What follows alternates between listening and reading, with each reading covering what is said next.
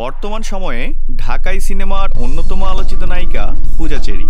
পূজার অভিনয় ক্যারিয়ার শুরু হয়েছিল শিশু শিল্পী হিসেবে। বিভিন্ন বিজ্ঞাপন সহ অভিনয় দিয়ে একে একে কেটে যায় তার ৬টি বছর। অর্ধযুগের এই সময়ে দর্শকদের তিনি উপহার দেন ডজন খানেক সিনেমা। বড় পর্দা কাঁপিয়ে এবার তিনি পা রেখেছেন ওটিটি মাধ্যমে। ২১শে ডিসেম্বর রাতেই মুক্তি পেয়েছে ব্ল্যাক মানি ওয়েব সিরিজের আইটেম গান প্রেমের দোকানদার। মাত্র ৩ মিনিট ৪৪ সেকেন্ডের এই গানে পূজা আবেদনময়ী রূপে হাজির হয়ে দর্শকদের মন জয় করেছেন।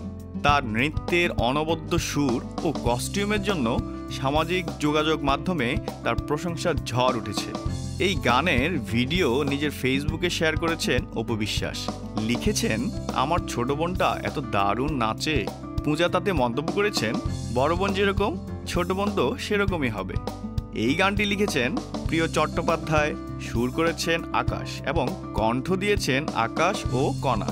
ওয়েব সিরিজের পরিচালক রাফি, তিনি পূজার সঙ্গে পোড়ামন 2 এবং দহন সিনেমায় কাজ করেছেন।